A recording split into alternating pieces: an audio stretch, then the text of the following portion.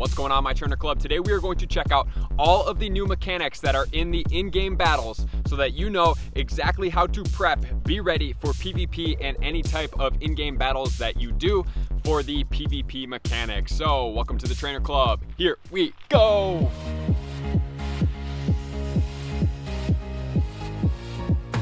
Welcome back, everybody. Today we are going to be looking at the new PvP game mechanics in Pokemon Go. So we did get the link the other day. You guys probably have seen my video of where you're basically swiping the screen instead of tapping for the new game mechanics. So today we're going to check out all of them. I have went through every single typing so you guys can get a feel for it. We're going to do it in fast motion, and then we're going to slow it down just a little bit so you guys can get prepped and ready when you're using different types of Pokemon. There are going to be different game mechanics. So before I go into that, I just want to make one other quick note about my shirts. TheTrainerClub.com, no www, just TheTrainerClub.com. You can get my Japanese shirt, you can get the leftover alumni shirts, and you can also get my Trainer Club pin. So that's where you're going to do it. If you guys want to do that, go ahead and do that there. And I also want to say thank you for everybody that's supporting me on Patreon and making these videos possible. Cannot wait to go to Japan and share my experiences with you guys. So super appreciate you guys.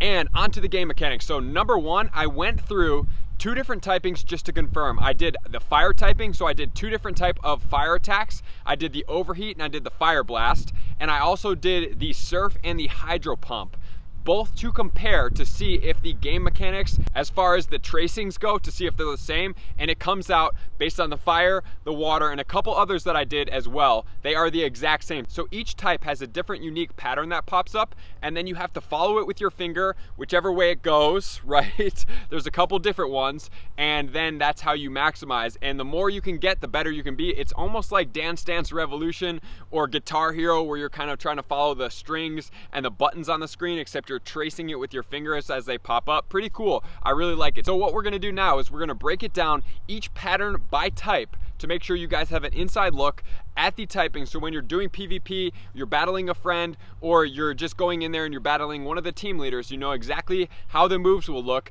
to help you maximize on this. So right before we get into this, guys, I just wanted to make a quick note that the reason why we're looking into this is because it's going to say ready and go. And if you're not already kind of pre-prepped to know exactly what the pattern's going to look like, you're going to miss some. You're not going to get the most effective attack. So what I always suggest, study these guys up, know what they look like, and then right before when it says ready, that's when you start swiping on the screen, because they're going to pop up, and if you're not ready and already swiping on the screen, you are going to miss some of these guys. So the first is normal typing. We are going to use Snorlax. For the body slam and for all the other normal moves, it's going to pop up in clumps of like 4 or 5 or 2 or 3 or whatever it is. So what I found most unique in all of these guys is definitely more of a circular or back and forth motion. When you just try to simply follow it, as soon as you lose one, it's harder to come back and then go up.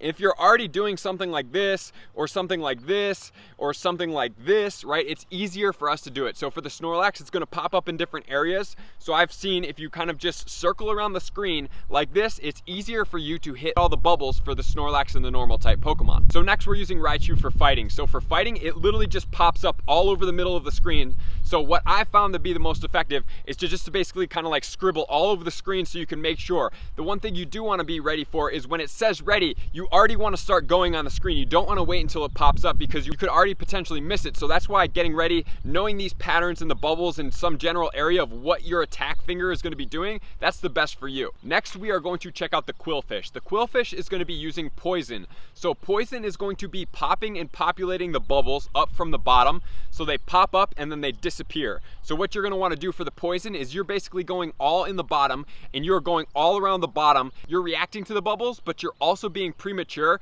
and kind of going all different areas. So as soon as they pop up, you can hit it. You're going like this all over the bottom of the screen for the poison. And next we have the Mulches using the flying for the sky attack. So Mulches and sky and flying, right?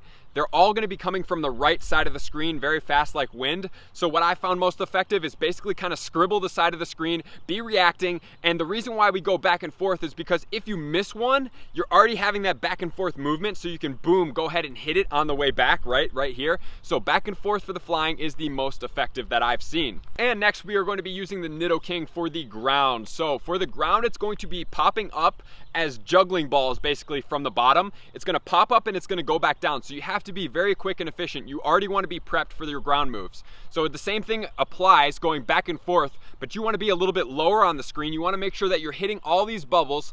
And I always suggest start low, but as soon as you see where they're plateauing out, you want to be at the plateau and kind of coming down and going up, coming down, going up. Best and most efficient way to hit all of these bubbles on the bottom of the screen. And then next, we're gonna use the rock slide for the Aerodactyl. The rock is gonna be falling from the top left of the screen in groups of about 4. I think it can switch up to less than 4, but it's on average about 4, falling down to the right side of the screen, and they stop in between the bottom right and the center. So what I suggest doing is a movement similar to this, kind of like scribbling across on the way up. Once again, the more movement you have, the easier it is for you to come back and hit one that you missed, as opposed to if you're just kind of timing it up, you miss one, then you got to react, then you miss the rest, right? So that back and forth moment, being quick and coming down to hit it is the best bet for you. And then we are going to use the Kingler for the bug. So the bug is going to be the opposite of the wind. The bug is going to be coming from the left side of the screen to the right side of the screen. So it's going to be very important for you to be doing this same movement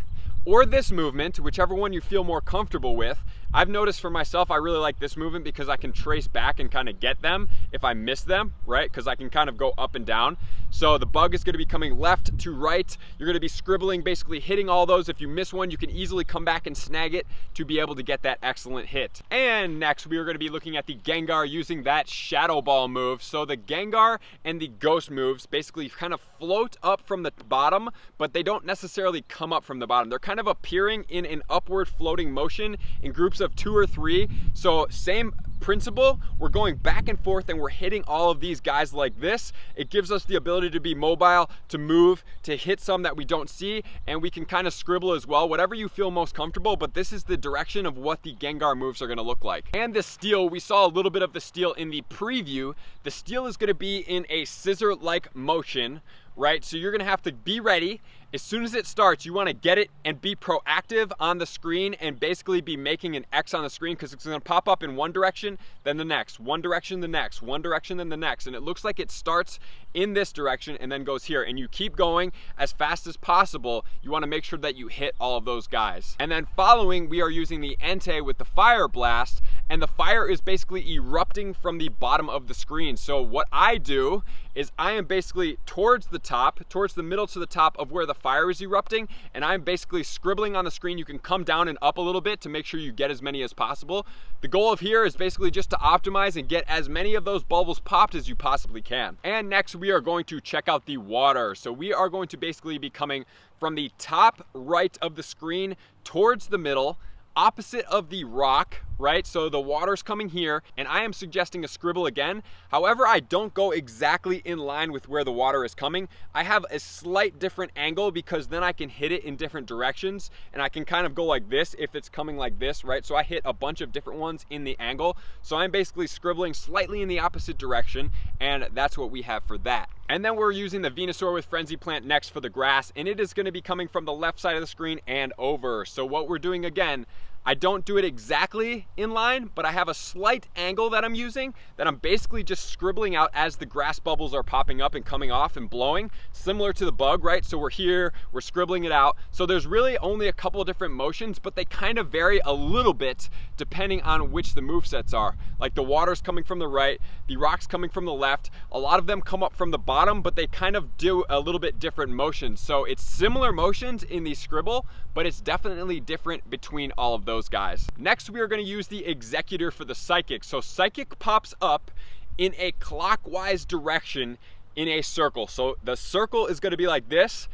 The only thing I've really found super effective to be able to pop all those bubbles is really trying to get it in a circle, but do it a little bit faster than it's popping up so that you can kind of overlap any of the bubbles that you may have missed. That's the best thing that I've seen for the Psychic. Next, we're going to use the Azumarill for the Snow. So these snow ice type moves are going to be popping down from about 3/4, 2/3 of the middle of the screen, right? So right about here, and the snow is going to be falling out, right? So I really like how they did this. It's going to be falling in about groups of 4 typically, and you're going to be going back and forth trying to hit as many of those as you possibly can. The back and forth motion, watching that snowfall, hitting as many as you can is definitely the strategy for you guys. The next, we are going to be using the Dragon. The Dragon is going to be similar to the rock, except it's falling in clumps. So this is going to be another one of those where I'm like this.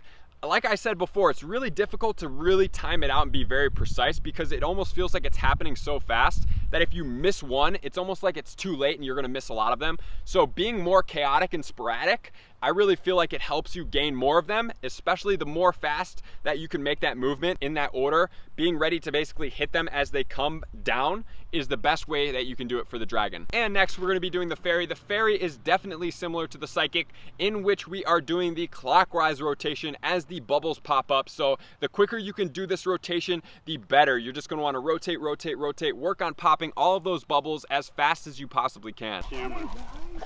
Oh, you're so excited. Oh, you found your bone? Yeah, Nice. He feels compelled to take it out at least once a day. He's got to show it off, you know? I guess.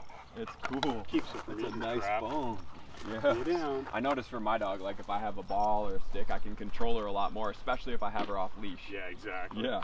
And the last one we have is the dark. So dark looks like it's popping up in the counterclockwise, the first and only one that I've seen kind of populate in that counterclockwise circular direction. So for me, going counterclockwise, I'm sure you can still go clockwise, and this looks like it's gonna be the best, the quick counterclockwise rotations for you guys.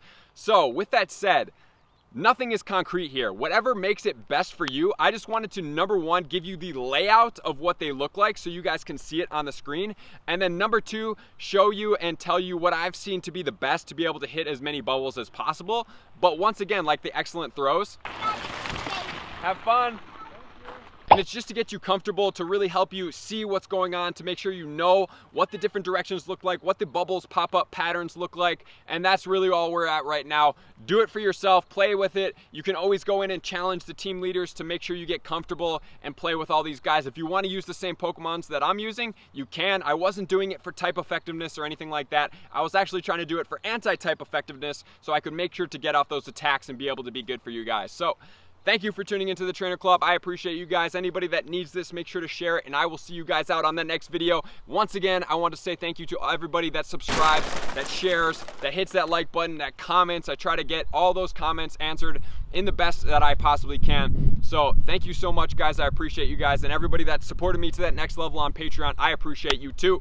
And my gear will be shipping out next Wednesday for the Japanese shirt. For everything else, we'll be shipping out shortly. So thank you guys. I will see you out on the next video. I just wanted to take a moment and sincerely thank every single person that decided to take their subscription and their support to me to the next level as a small channel, and really trying to grow and hit new levels and be able to travel and really meet up with a lot of my fans and the communities around the world and the US especially.